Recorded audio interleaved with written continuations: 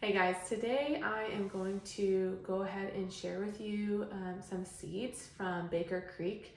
And I just got this, not all of these seeds are from a recent order, but a lot of these seeds are from a recent order.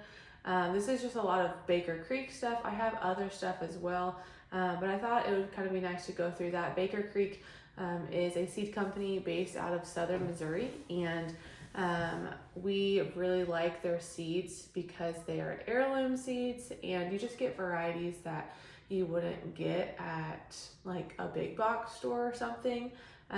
So they're kind of special in some ways, and there are some seeds that are just normal seeds too. But I wanted to go ahead and share with you what I got in my order and then some other things too. The reason I'm sharing this is because I was just thinking about a garden plan and thinking about what I was going to do this year. We are moving in the near future.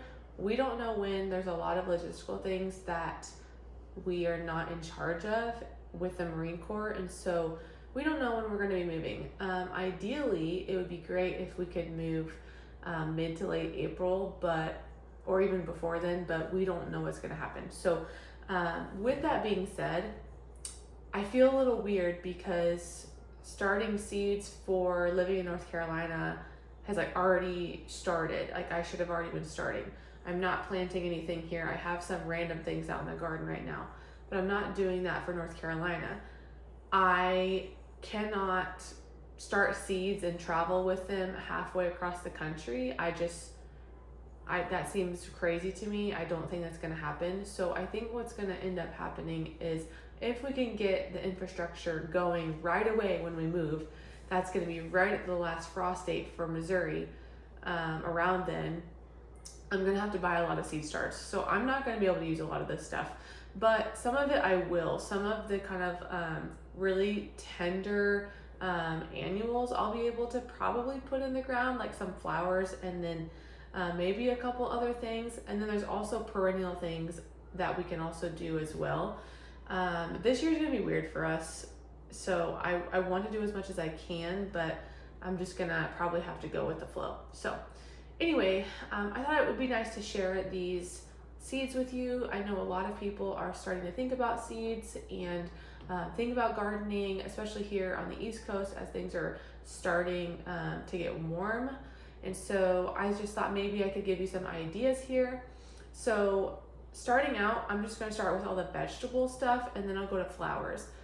We are starting to think that we might get into a lot more flower growing than we ever thought we would, but we're starting to kind of realize that we like flowers a lot. So I have a lot of flowers, but I'll do vegetables first. And I'll kind of start with the springish type stuff and then move into the summery things. So starting out, I'll do some herbs. And so so the really cool thing about Baker Creek is that they send free seeds. And so you order however many, you get whatever free seed. It's just a random free seed they'll throw in, like lettuce, or I got basil, or peppers, or whatever. It's not like the craziest seed, coolest seed that you would ever get, but you do get free seeds, which is nice. So starting out, I just have a lot of basils because we really enjoy basil, and I have some lemon balm as well. So I have a Genovese basil. This was a free seed. Cinnamon basil. I heard that this is really great in a tea, and so it has kind of like a cinnamon taste to it. Dark purple basil. I also just like growing things that look pretty. So we grew this in the past. It doesn't taste super different to me, but I like growing things that look different in the garden. Also basil, I got a lot of basil because it's a good filler for flower bouquets too. And I thought it was kind of an interesting thing to do that. And I wanted kind of, if I'm able to grow some flowers, I'd like to be able to fill them with that. So more Genovese basil that I actually bought instead of a free gift.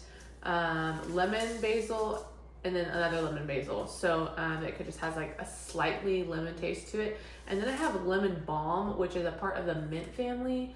And so we've had this in a pot in our garden and we really love it. We love it in tea. And just honestly, when I'm stressed out, what I do is I go into the garden, I take some lemon balm and I take some lavender and I rub it to kind of release the oils and just smell it in my hand. And it's just like the most calming thing ever. And I've tried it in a tea for that effect. I don't feel as calm as using the aromatherapy, but it's really, really wonderful.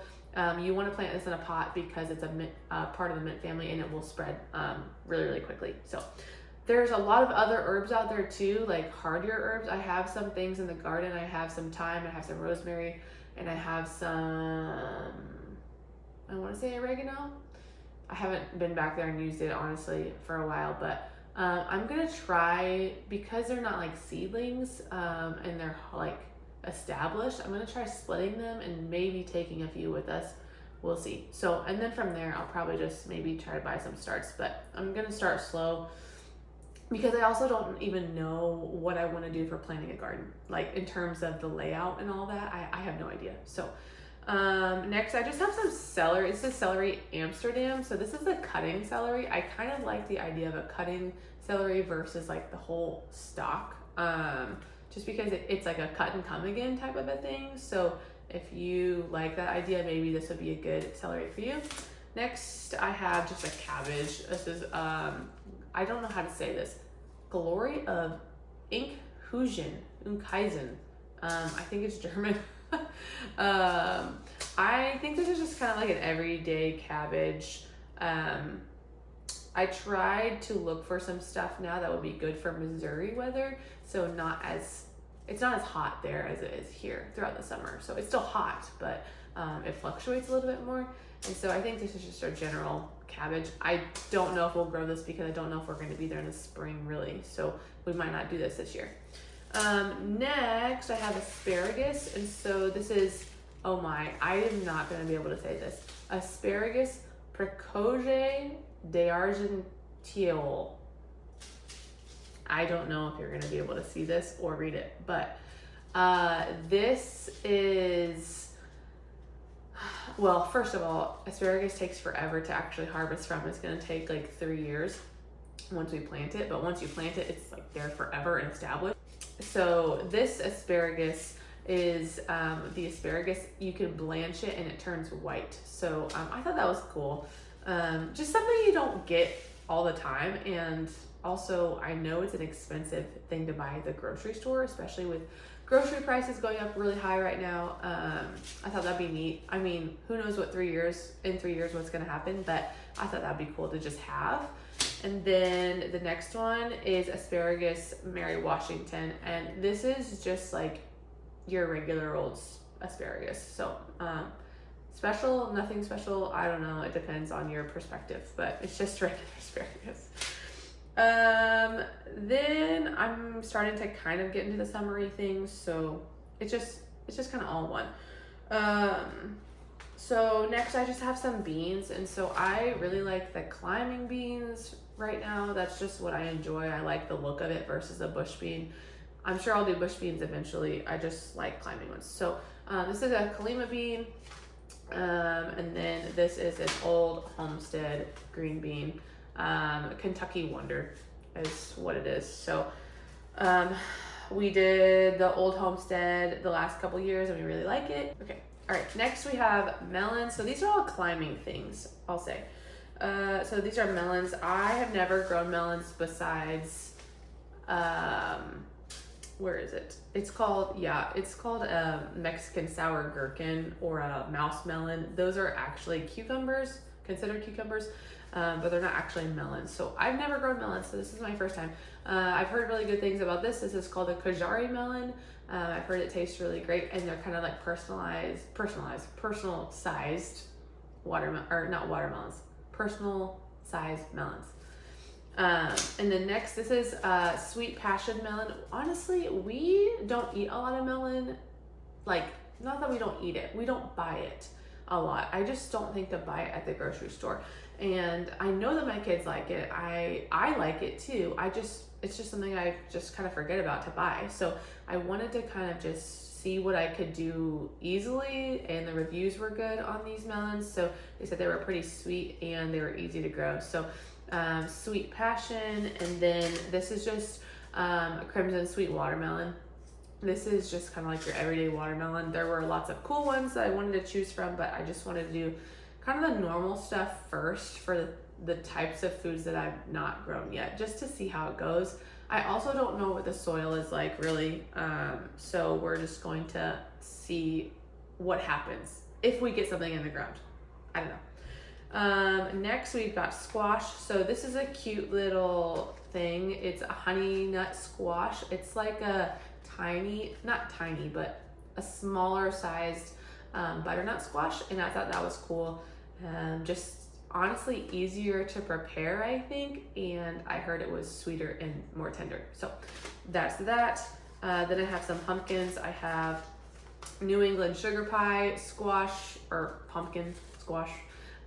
This is really good for making pumpkin pies. I grew this a couple years ago, and I started them too late before the frost hit, and so I didn't get to actually harvest them, but they were a cute little size.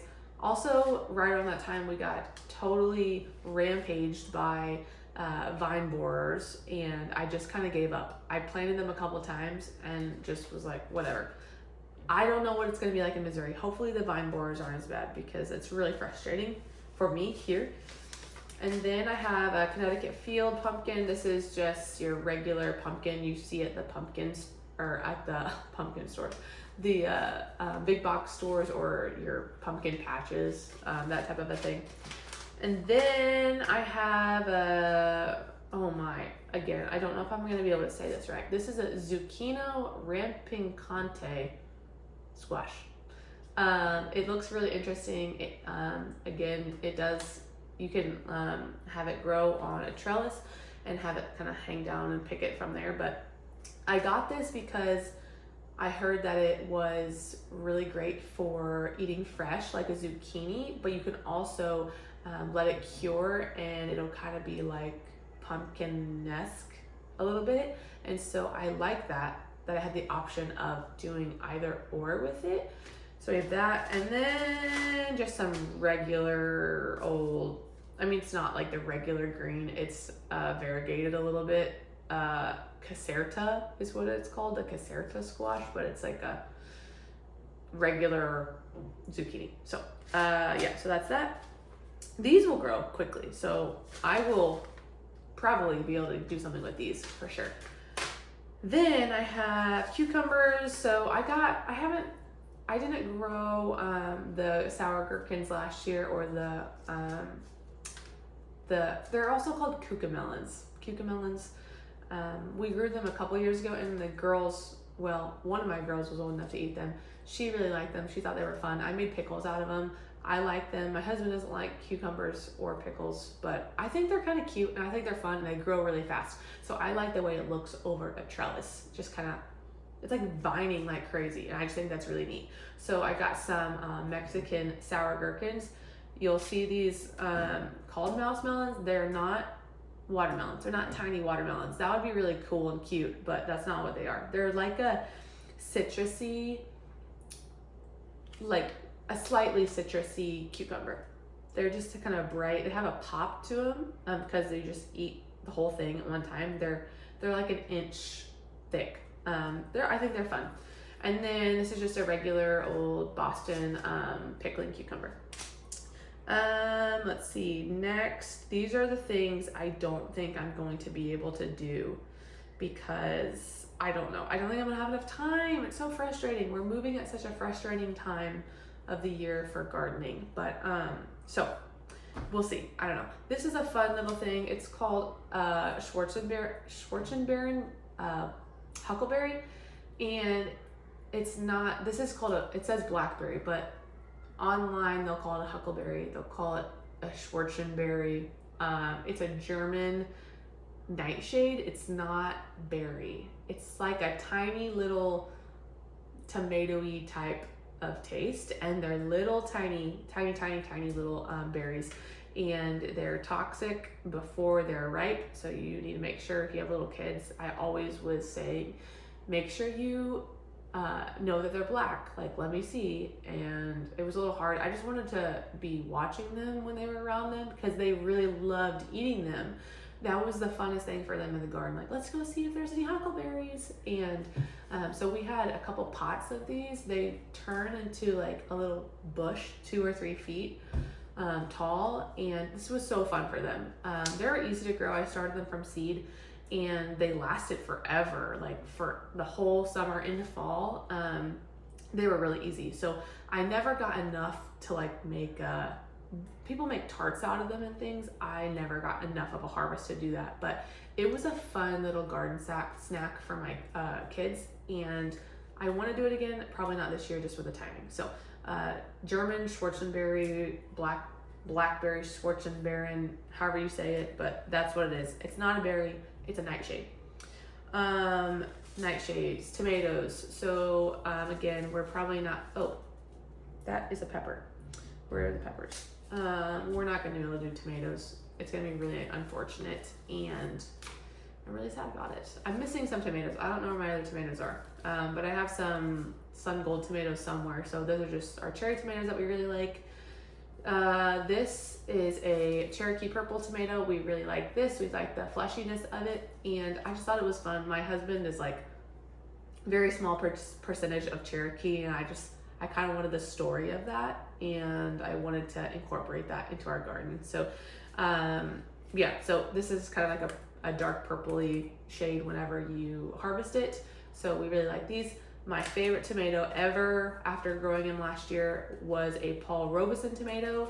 I had this when it was 95 degrees. I went out and picked it in the middle of the day while the sugars were concentrated, and I came and I put some salt on it, and I like got giddy because it was so good. And I am not really like I don't love to, okay, I like fresh tomatoes. I'm not somebody who is just like, oh, tomatoes. Like I don't normally just go for them all the time.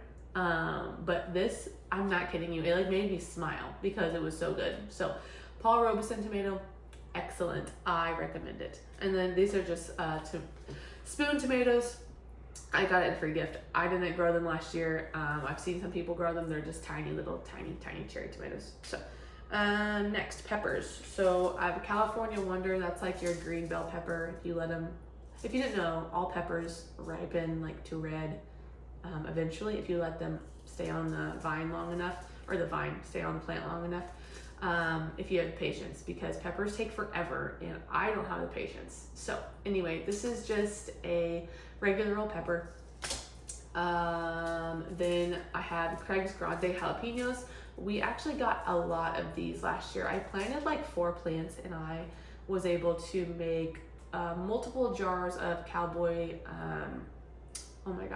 candy, and I have some in the freezer still. So I made some salsa and all that with these too. So these were pretty prolific, I thought, for being late. I think I started them like later into the season even. So yeah, so Craig's Grande jalapenos, they're just bigger jalapenos. And then I bought some, these are last year's too. These are just pimento peppers. These are from, this variety is from North Carolina, and that's why I wanted to get it.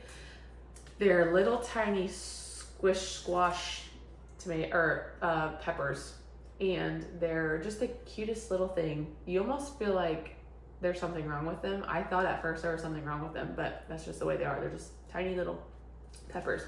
I thought I would be able to make like pimento cheese and stuff with them, but I didn't get enough. So thought that would be really cool. So the next I have is a datil, I think it's datil pepper. These are from Florida, and this was a free seed. I heard these are very, very hot. I didn't grow them because I felt like if I was to grow them, just with having little kids all the time, I wouldn't have the amount of time for me to process these the way I wanted to, which I heard you can make like a seasoning out of. It would be really good, or doing like a pepper jelly, and that sounded really good to me. but also I didn't want my kids like being out in the garden and then taking one and then just taking a bite. I just was a little nervous of that at their ages, right? Well, last year, being at a in-between stage of listening and not listening. So I didn't grow these. So in the future, potentially we'll see. I don't know if it's going to be warm enough in Missouri to really grow them that well. Who knows? Then I bought some eggplant. I have not grown eggplant.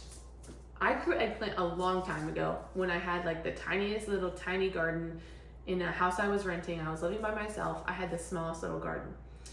And I didn't even know anything about gardening. I just got some stuff from the store. Anyway, I grew eggplant then.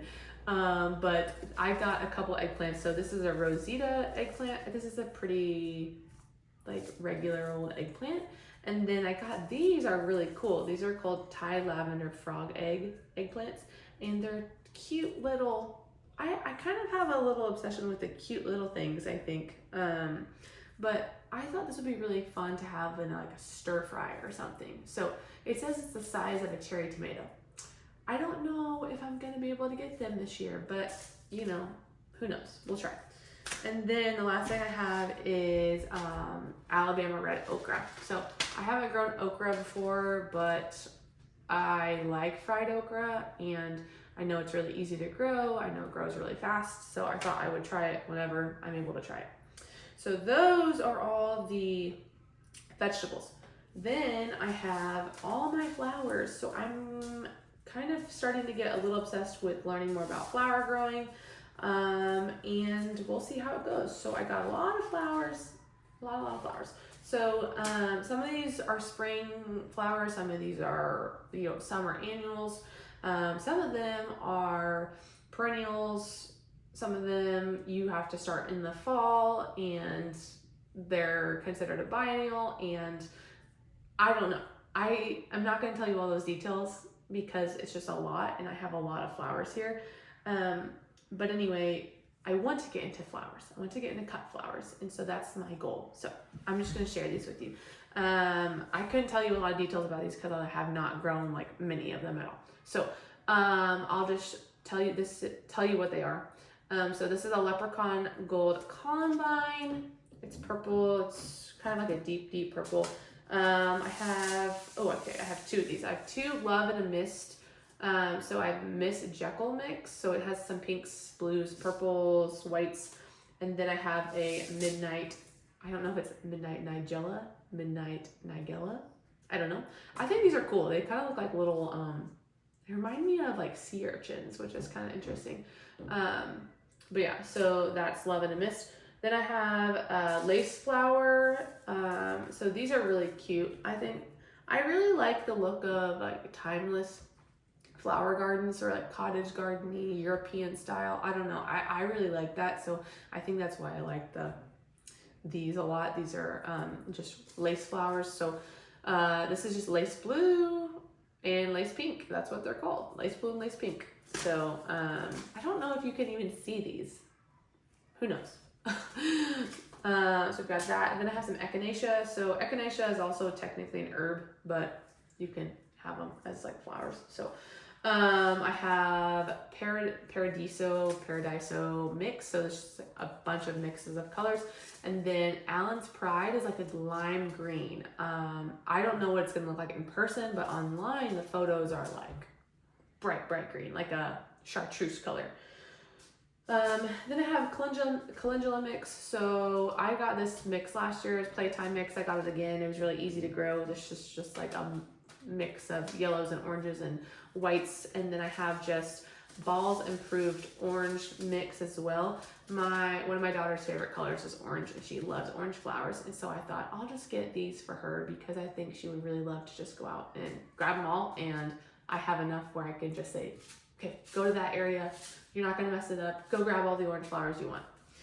Then I got some yarrow, which yarrow is also considered an herb, but I love the way it looks just as a flower, like in a bouquet. I love that. So this is Colorado mix. This is yellows, kind of some creams, whites, pinks. So I'm really excited about this.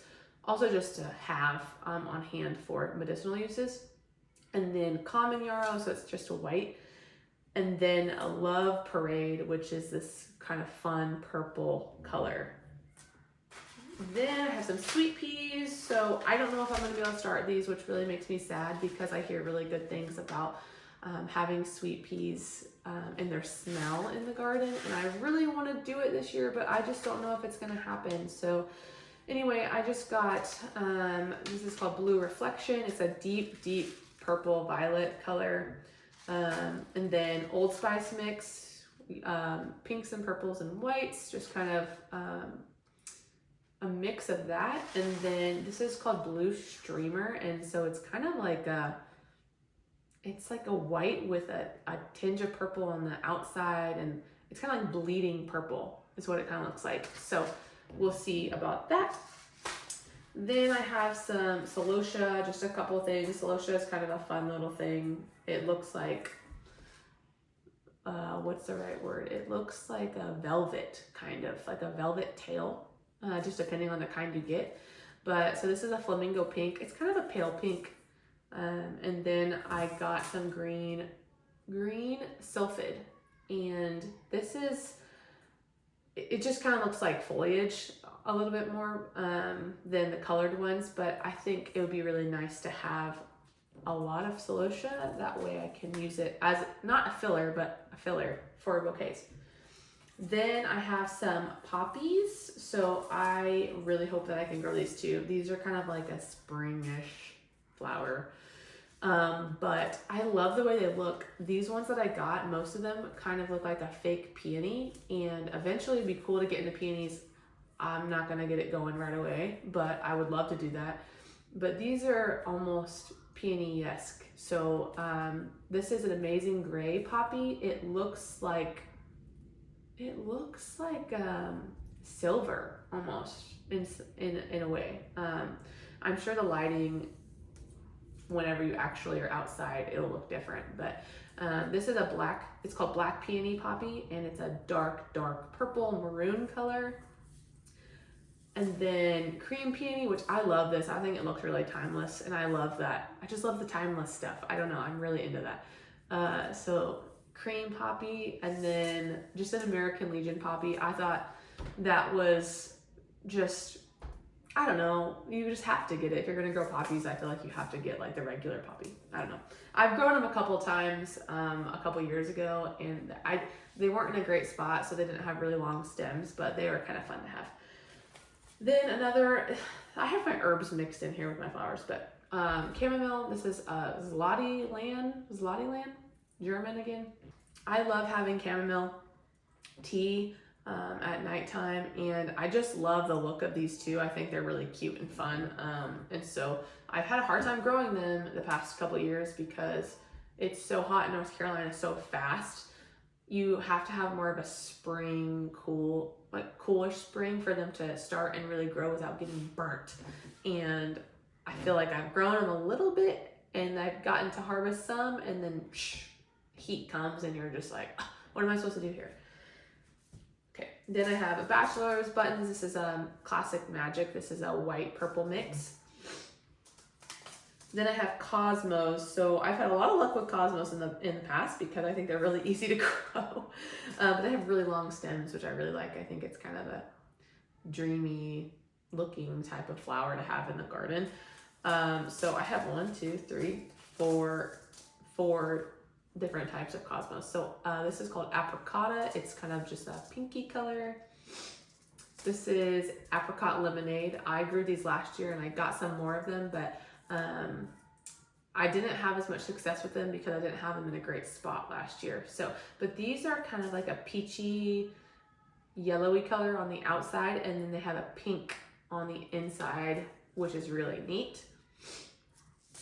And then Black Magic, which this is hard to see in here even, but it's like a dark black, red, maroon, like a super deep color of that, which I thought would stand out compared to all the other flowers that I have. And then this is Fizzy Rose Bicotti, and it's a white with a pink edging. It's really, really unique for sure. So those are all the Cosmos. Then I've got one Hollyhock. I thought I got another one, but maybe I didn't. This is Margaret Double Champagne. Again, I think this is a timeless looking flower, and I like the look of that in the garden, but also just grabbing it. And then what else? Snapdragons. I have 2 snapdragons. This is Orange Wonder. I just tried to get a little bit of a variety here. They didn't have very much. And then Tall Deluxe. So there's Tall Deluxe, just a lot of different mixes. And then the Orange Wonder is like a peachy pink with an orange edging again. Then I got some Bells of Ireland. I don't know if these are gonna happen for a while because I think they do best if you plant them in the fall and let them kind of overwinter. I don't know. I need to look into my area too. I'm not too familiar with growing in Missouri, so it might change. So, but these are the Bells of Ireland, just kind of a nice filler again. Then I have some nasturtium, which this isn't like a cutting flower necessarily, but I like to have it because it's an edible flower and I think it's fun to have in salads and stuff. So this is Purple Emperor. It's just a deep purple. And then I have some African blue disc daisies. And I have not gotten these to be able to actually bloom. I've tried them the last 2 years and I just don't have the timing right, I guess. But I think they take a long time. I need to start them in seeds or seedlings and then plant them out. So, but they're really pretty. They're white with like a purple center. And then I have sunflowers. So this is a Florenza sunflower. It's really cool. It has red on the inside and then yellow tips. And these are supposed to be a shorter sunflower. I thought that would kind of be fun. I think that it says, does it say on here? Okay, it says 3.5 to 4 feet tall. I thought that would be fun to have like a shorter row area of sunflowers. And then these are Evening Sun sunflowers. So I planted these last year and they grew like, I'm not kidding, I think they say 7 foot tall, but they were close to 10 feet for sure. And I love them. And they're just a mix of different ones.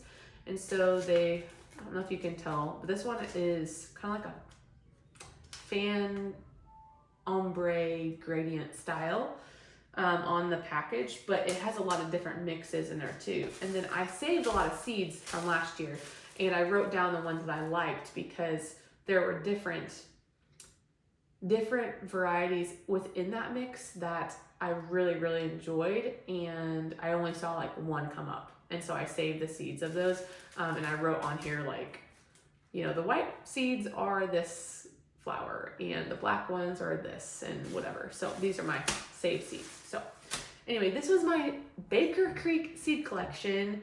I probably got a little excited when I was ordering, quite honestly. But I thought if I'm ordering seeds, I might as well just order a lot and have them. And I don't need to buy them again in like the next however many years. So anyway, that was my thought. I really enjoy Baker Creek. Their website is pretty easy to work through. A lot of stuff is probably sold out right now, or the spring stuff I bet is getting close to being sold out, but their summer stuff I'm sure is still fine. But I really have enjoyed starting seeds and having the different varieties than you would buy at the store. And yeah, share in the comments what seeds that you guys are starting. If you have any suggestions besides just buying starts for somebody who's moving in the middle of seed starting time, I would love to know that. And we'll see you next time.